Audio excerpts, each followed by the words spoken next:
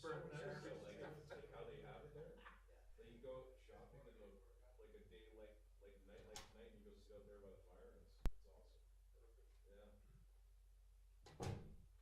it's a really nice feature. I'll get a picture of it to show you guys if you're ready to. Sports has got that money for us. So you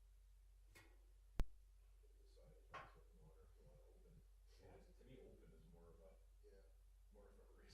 than having it sealed. That's true. How long to get to Winthrop? How long is the drive? To Winthrop, 2.5 hours. Oh no, it's a little longer than that. Yeah, I was gonna say it's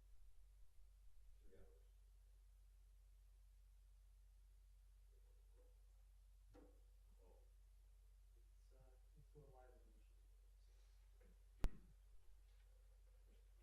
Oh, It's a little wider than Michigan. I'm gonna buy some cake next year. oh, Yeah. because it's keto or Yeah, it's very friendly, right? yeah, Just monsters. Delicious. yeah, yeah. Gluten-free kraft dinner. And then you make it into What's turkey. gluten-free crab? Gluten-free kraft dinner in the States, yeah. It's big deal. Well, you can get the any stuff, the actual kraft dinner cracker. Oh, that's pretty good. I And can't then eat 3 hours gluten-free. you make. Dude, man, it's perfect. Yeah. The diet sucks. Your dad will diet or something. I eat my food shit. Yeah. It's like 250 a pop.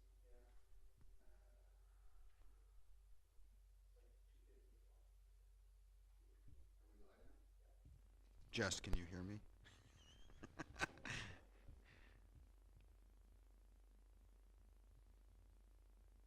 Uh-oh, no comment.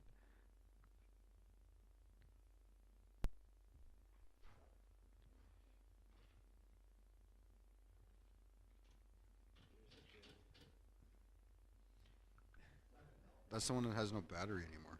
Yeah, that one is not even beat up. I might swap accounts. We knew you were gonna talk about this thing growing on her. Wah, wah, wah, wah. Hey, that video is legendary.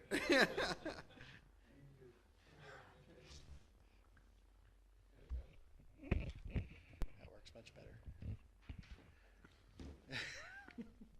Wait. Something. James, are you able to test and make sure that the sound is going through? Turn on the sound. Jess is she's watching the feed, but she's not on YouTube. It's on there.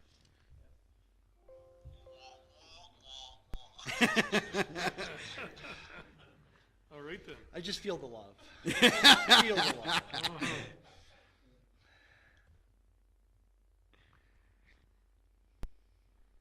Cool.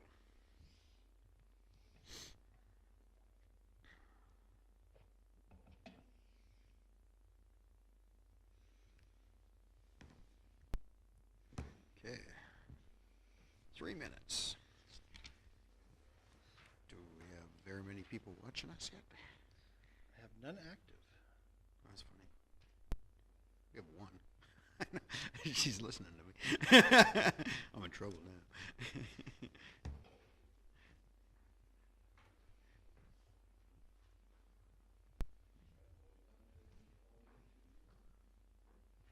Strategic planning. I don't remember. It's been so busy. I don't remember when our last meeting was.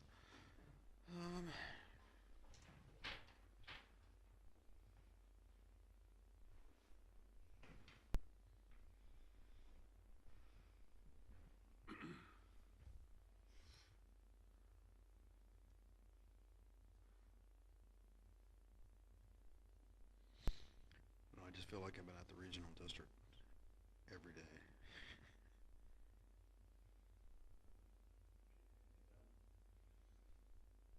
Oh, well, we did like budgeting and stuff, right?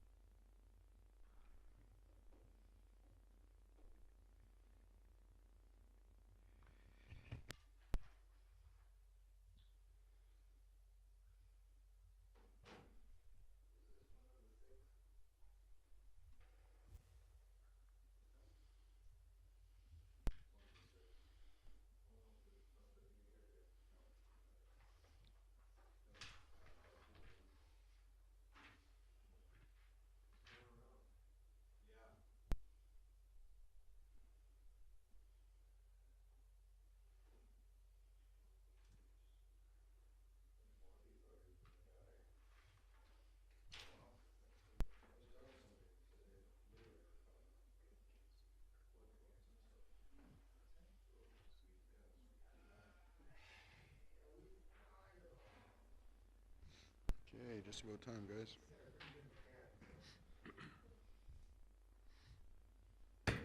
Call the meeting to order. I want to acknowledge that the Snoqualmie Valley, in which we learn, work, and organize, is the ancestral, traditional, and unceded territory of the Snoqualmie people, and is home of the Upper Snoqualmie Indian Band. Adoption of the agenda. Councillor McLean, Willis, any additions? All in favor? Carried, thank you. Adoption of the November 21st regular meeting of council minutes. So moved, Thank Mr. you. Mayor. Thank you, Councillor Elliott. Seconded, Councillor McLean. Errors or omissions? All in favor?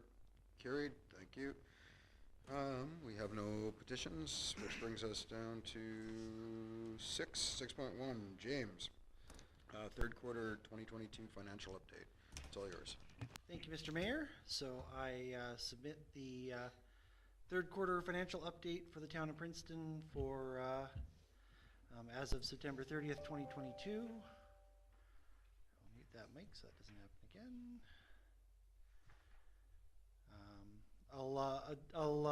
The results are fairly self-explanatory. I won't go line by line. I'll kind of give you the Coles Notes updates on some of the trends I've seen and some of the points of interest, and if there's any questions afterwards, I'll be happy to take them from council. The first one I'll note, and I'm referencing the statement of financial position to start off with. The first thing I'll note is that these statements are interim, so they are subject to change, depending on if we have vendor invoices that have come in late or other things that happen through the audit. They are subject to change after, well, they're still in the interim stage. First thing I'll point out is the bank balance. Compared to this time in 2021, we show almost a $9 million increase. And obviously the town has received several grants, the most notable being the $11.9 million from the province for flood relief. We've received the $7 million after these results have come through. So the municipality is in a very, very good cash position. As of today, we're probably $21 to $22 million in the bank for mostly for capital works, but even the operational side, if you take away the grants, we still have quite a bit of working operational capital, which is fantastic. That hasn't been the case in some years in this municipality, and this year, kudos to management and staff and department heads for really buckling down and really executing a good portion of the capital plan and really trying to be prudent with our tax dollars. Just shifting down in the operational side, you'll see our fixed assets have gone up by about 10%. As I said, we're executing the capital plan on the financial side.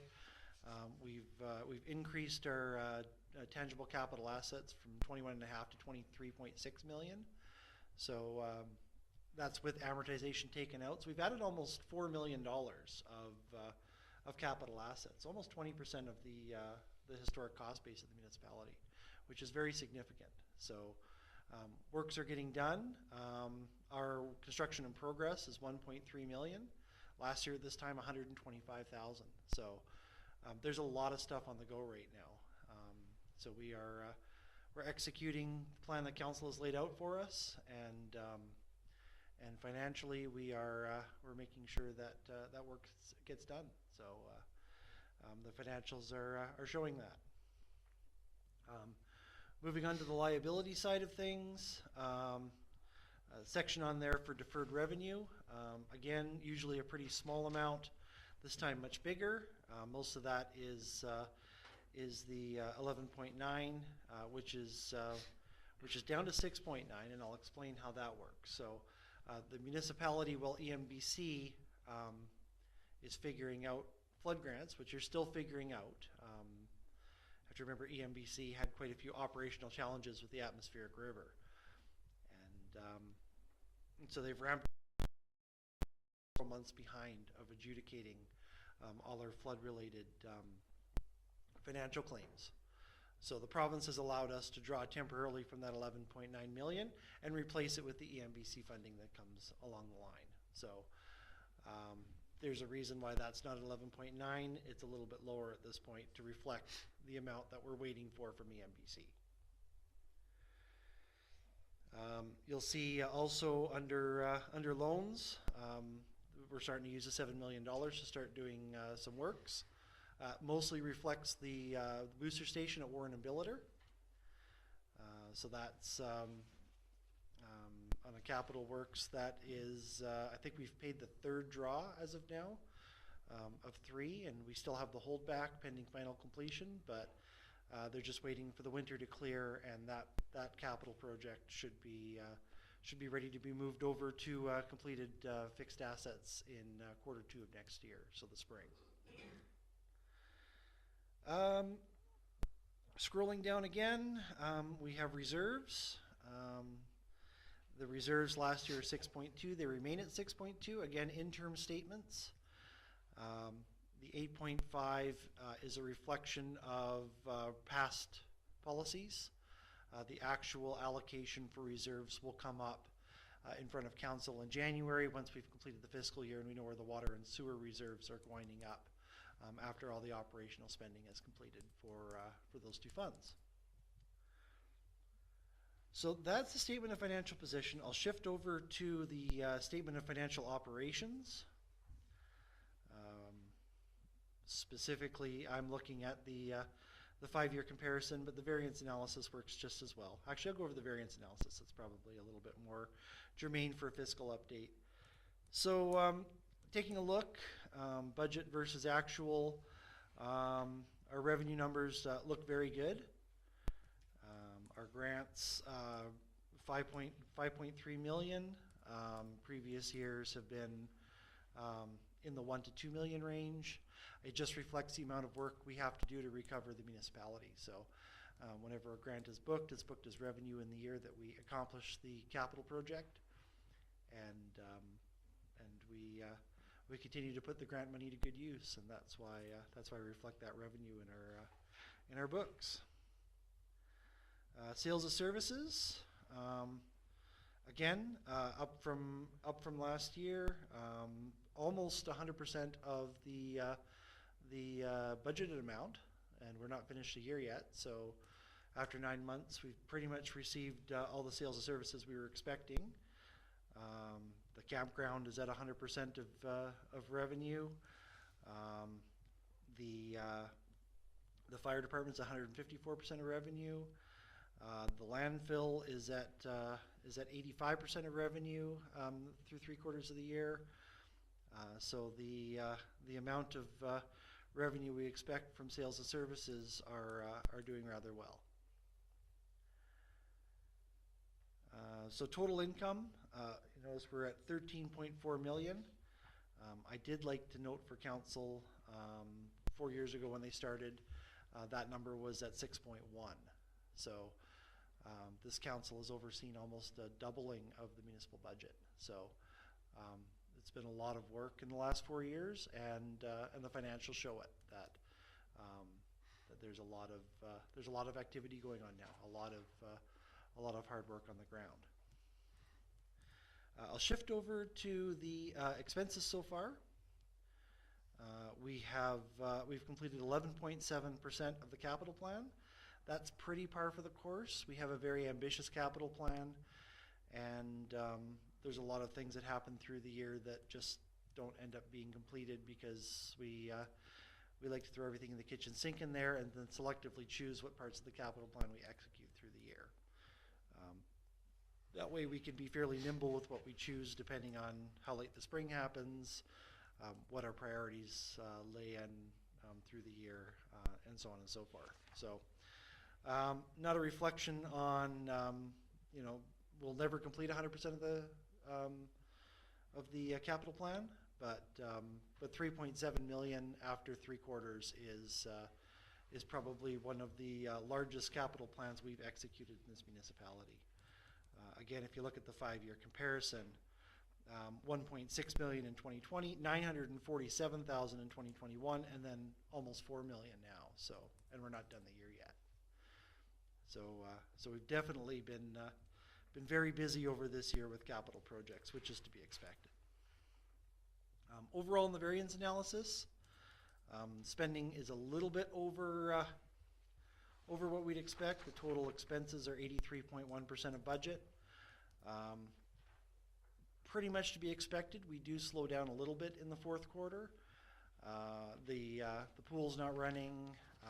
The summer maintenance is kind of slowed down. We have lots of money planned for snow removal, but a lot of the summertime activities, the festivals, the parks, the pothole filling, et cetera, a lot of the heavy-duty public works have been completed for the year, so the fourth quarter does tend to slow down for expenses. So I'm happy with 83%.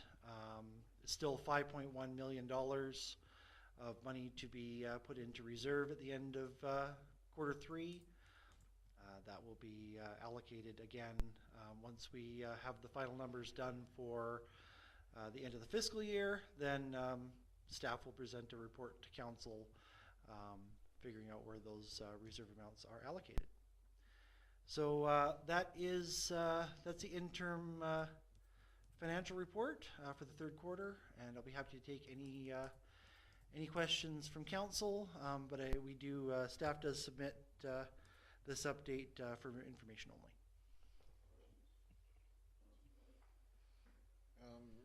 You talked about the negotiations or whatever going on with the 11.9. Are we assured that at whatever point we will be receiving the entire thing? Yeah, so the EMBC has those claims, and it's just from what I understand, it's just an administration issue. They have to go through each one and adjudicate them. The biggest example is the directional drilling. So we had the $1.4 million to restore all the water services under the Tulameen River, and that one is still ongoing with adjudication, even though that project's been done for almost 6 months. So it's just administration. They got to bring all these people up to speed, and they're just they literally have a couple hundred people to administer $5 billion in grants. It's a big job. So the other one would be for you. Where are we with the federal? Where are we at with DFA? That was the big DFA project. So again, they're just taking their time with administering the projects. And you're confident about that as well? I'm confident, yeah. Other one was what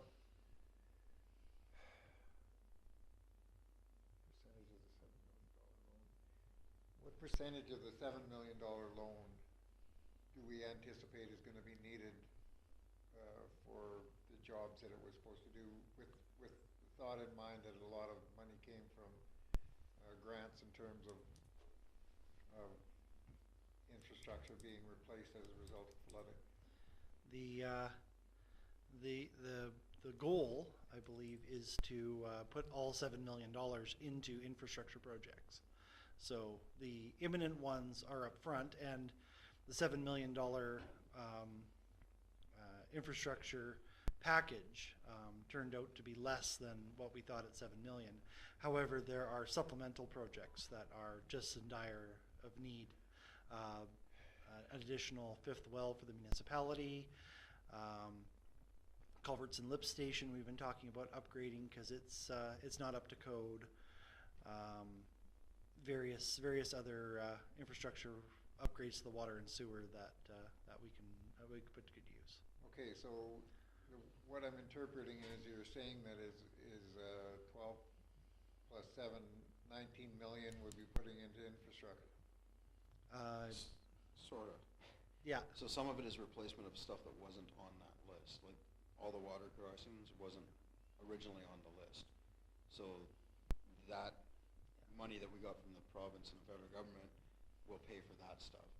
But the $7 million that we borrowed for is still getting done. There's some projects that won't cost as much.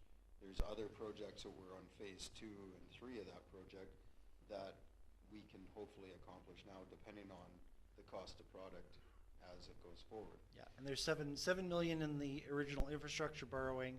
There's $12 million in 11.9 from the province, Some of that is infrastructure, some of that's also like vehicle replacement, to replace public works vehicles that were damaged. And some of it was for interim housing. Yeah, some of it's for interim housing, so the majority of the 11.9 million is for infrastructure, but not all of it.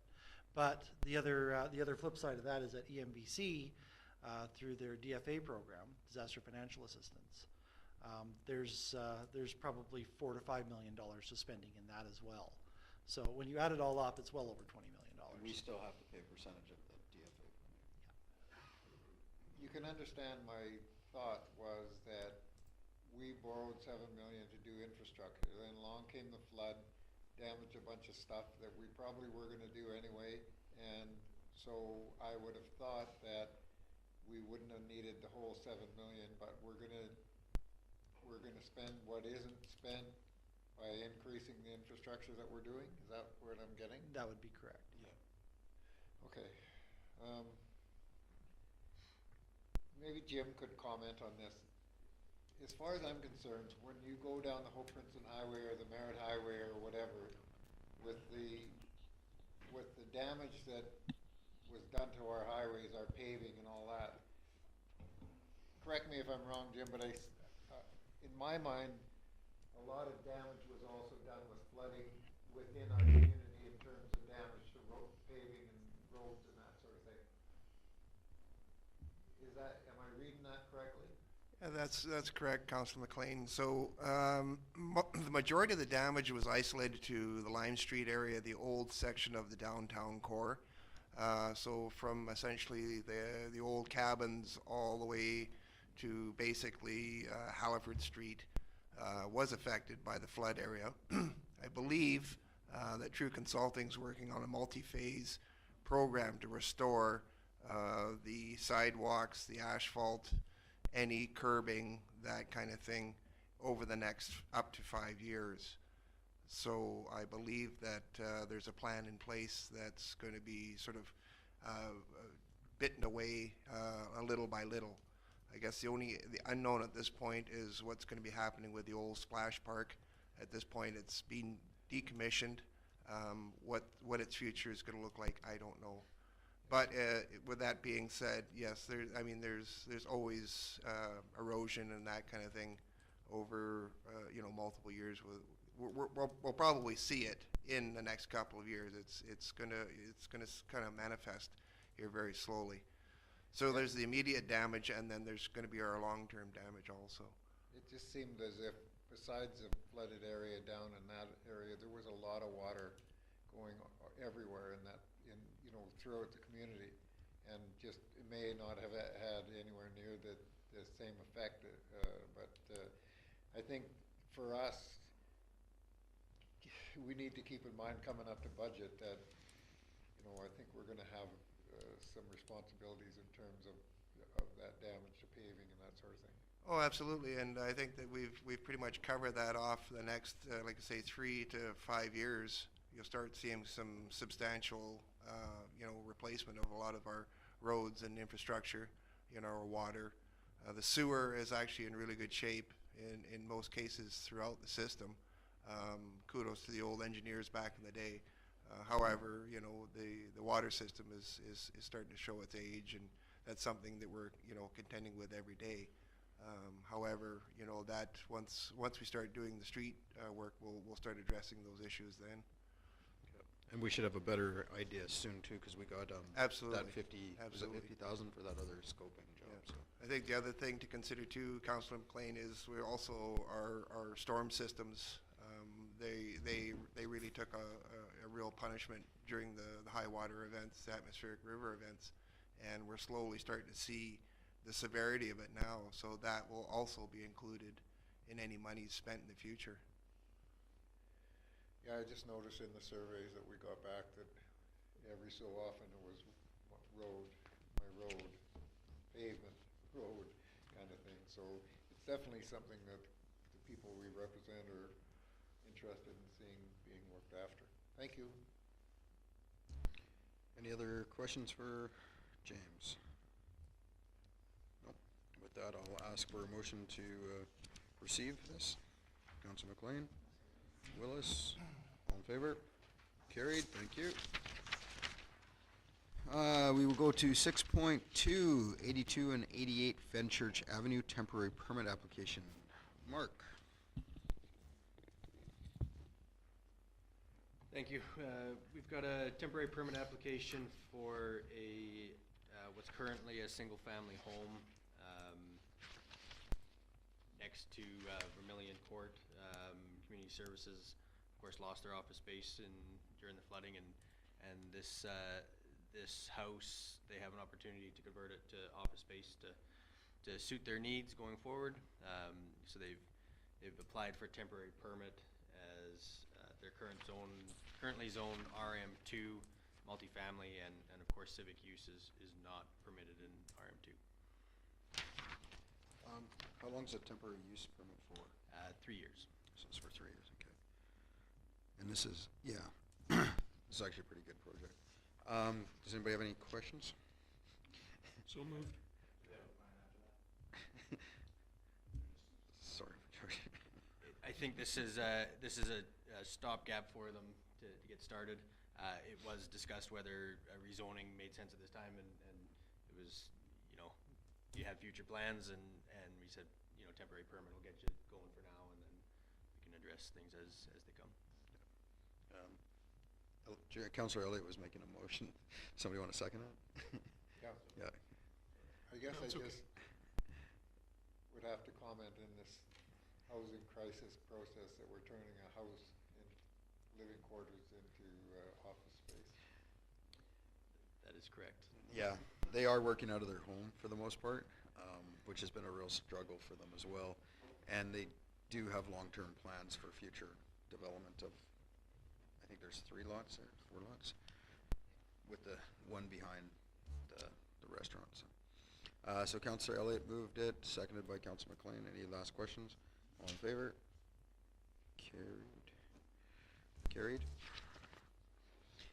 Next is 6.3, replacement of the 1977 cat wheel loader, and I guess Jim gets to talk since he's here. All right, thank you, Your Worship. So Public Works is asking for council to approve the funding to replace a 1977 cat wheel loader. Bit of history on the machine. The town acquired the machine used in 1983. I believe it was bought from a local logging industry or logging operation within the town at that time. The machine currently is well exceeded its replacement date. Traditionally, a piece of equipment like that would be replaced in anywhere from 7 to 10 years, depending on usage. The hours are up very high. We are keeping it kind of shoestrung together. The City Works mechanics been really pulling some rabbits out of the hat, trying to find vintage parts for it. So, anyways, we looked at a couple of options. We looked at buying used. The market is just not, giving us any pearls in that respect. One of the lowest rental or lowest used pieces of equipment we found was through Finning Kamloops, and it came in at $187,000. It also needed work, and it was a sort of a transfer up from the United States. We looked at leasing and renting for the interim, and we're looking at anywhere from $8,000 to $8,400 a month. So we thought it was best that we go to market for new. So I reached out to 4 different vendors for a competitive quote for a piece of equipment that would fit our needs. And we came up at Inland Equipment. Their offering was for a 2022 case wheel loader. It's well optioned for our municipal needs.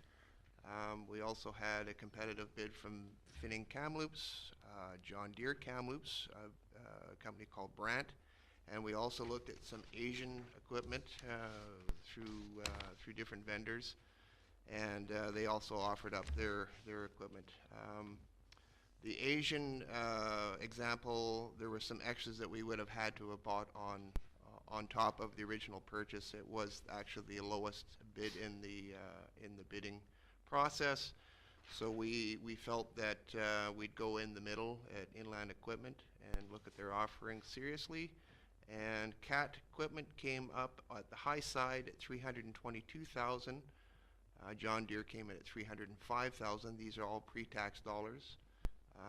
The Doosan Equipment came in at $220,000, and the one that we, Public Works, has selected came in at $255,000 pre-tax dollars. So we're asking council to approve our vintage piece of equipment. So with all the extra add-ons, would you be looking at the same price at the end of the day? Roughly? So with the case that we thought would be the best selection, there was no other additions needed. One of the sort of factors that we looked at it is it comes with a 3-year maintenance-free, so there'll be no investment from the town. Oil changes, that kind of thing, that'll be covered for the next 3 years. Full maintenance, bumper to bumper, so to speak, will be covered for the next 3 years. There was an offering for us to buy an extended warranty that would pretty much take us to 10 years, and it was another $4,000. So we have a city mechanic, so we thought that we'll sort of Let Nick do his job. pass on the $4,000 part. We were just happy to get the piece of equipment. So Any questions? One time 4,000? one time 4,000, yeah, 4,226 to be exact. So if you blew a motor or a transmission or whatever 4 years down the road, would it cover that? There would be some exclusions, but well, again, this is going based on a salesman. With all due respect, I don't trust their judgment. So, but if in fact that everything that he offered up at the $4,226 or $4,226 was covered, absolutely be a fantastic addition to it. So. Do you got that in writing, what it covers? Yeah, I believe Lyle, you have all the presentations there, and I think the fine print's in one of those renderings there. So. Just seemed to me if you're spending that amount of money, what is another, a one-time cost of 4,000, what is it? Well, yeah, absolutely, right. I like to see that, like you said, Councillor McLean, see that in writing 100%. I like to go through all the fine details on that. I don't want to get into some sort of a situation where there's these prorate extended warranties and things. So, The last part of the question was, crew have experience with case? our city mechanic is pretty competent with the mechanical repairs, and the Public Works feels pretty comfortable with the machine. So. Okay, thank you. Well, we actually qualify for collector's plates now. So do I, Jim. So what are you thinking there, Councillor McLean? Sorry? What are you thinking to look into that as well? I don't know why we wouldn't be going, why are we worrying about stuff for an additional number of years when we can pay $4,000? I thought it was $4,000 a year or something else. No, it's a one-time only payment, so. If it's a one-time cost, I don't know why we wouldn't be going.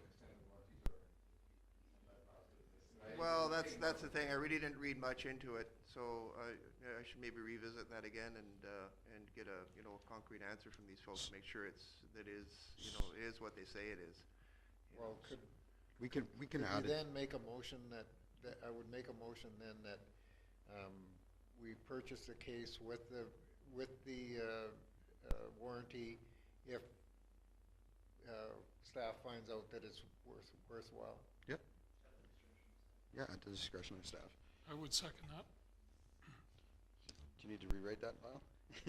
So we'll do the motion with an addition with and that at the discretion of staff, that if the warranty is what it says it is, then we can purchase that as well. So the total value would be the Well, I just wondered if you want to just amend the thing to say not more than $260,000.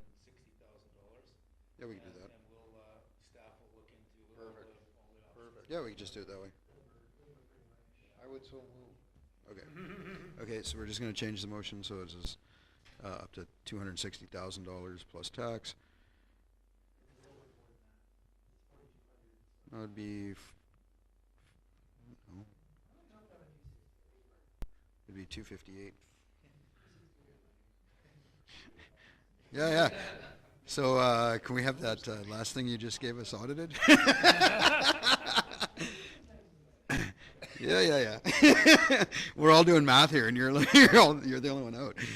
Okay, so we have a motion on the table, and it was McLean, seconded by Elliott.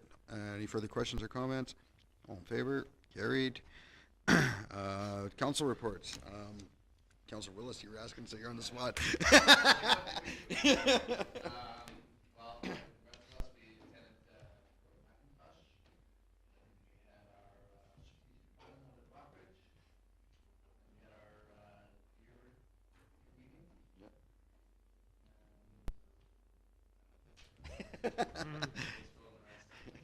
Thank you.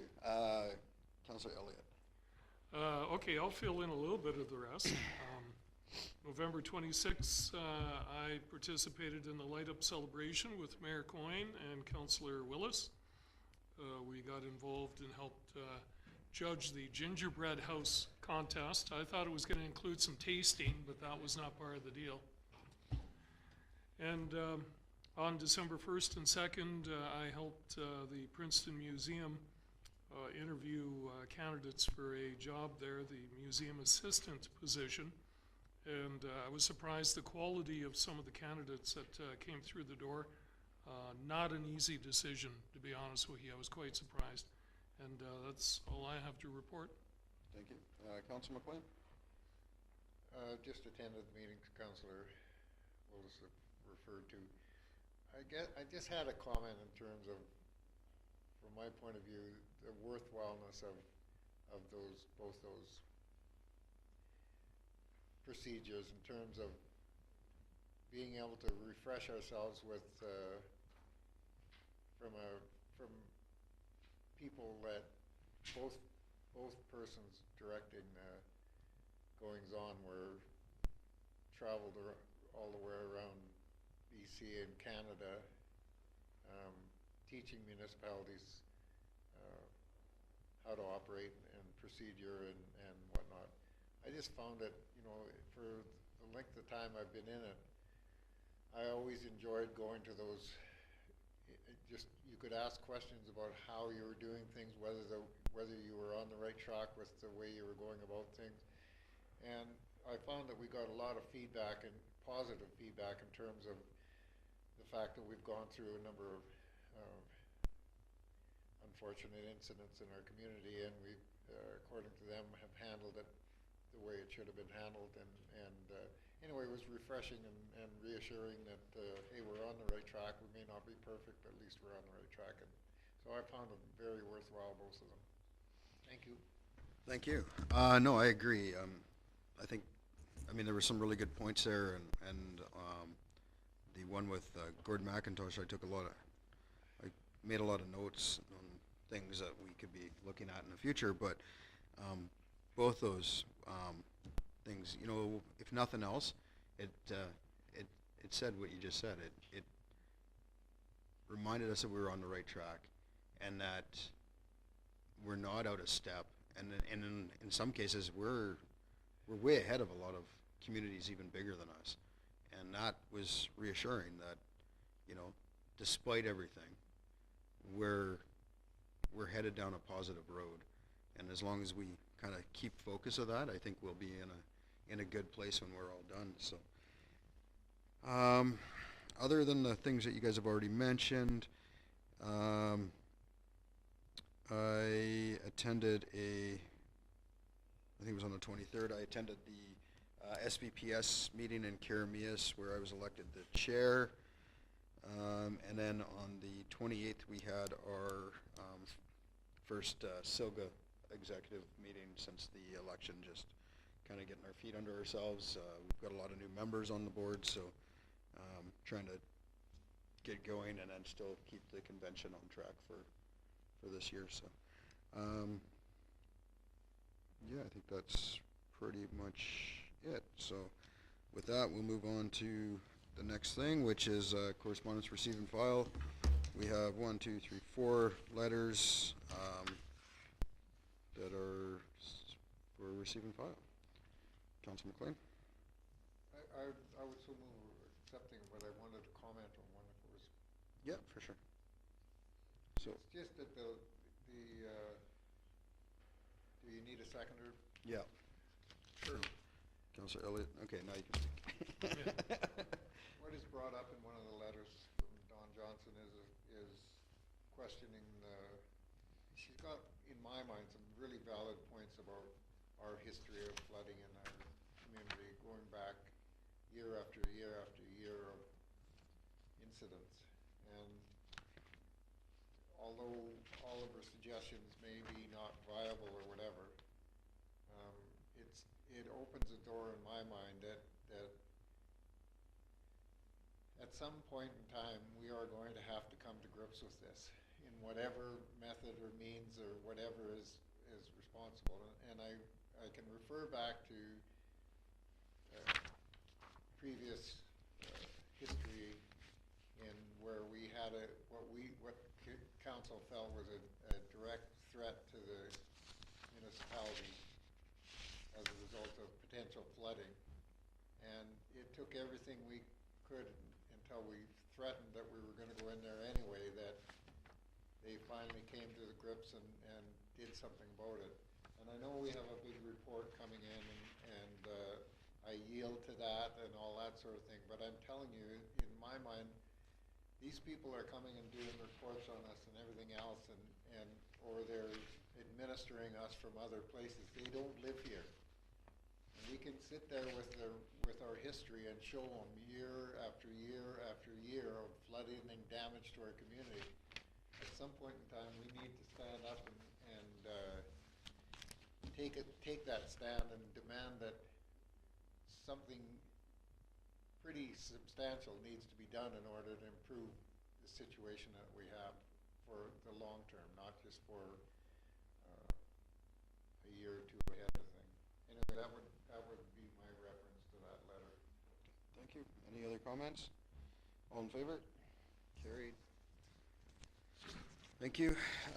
Next one is 10.1 zoning amendment bylaw number 1032, 2022, 245 Highway 3. Mark. Thank you. On the 21st regular meeting, this was given third reading.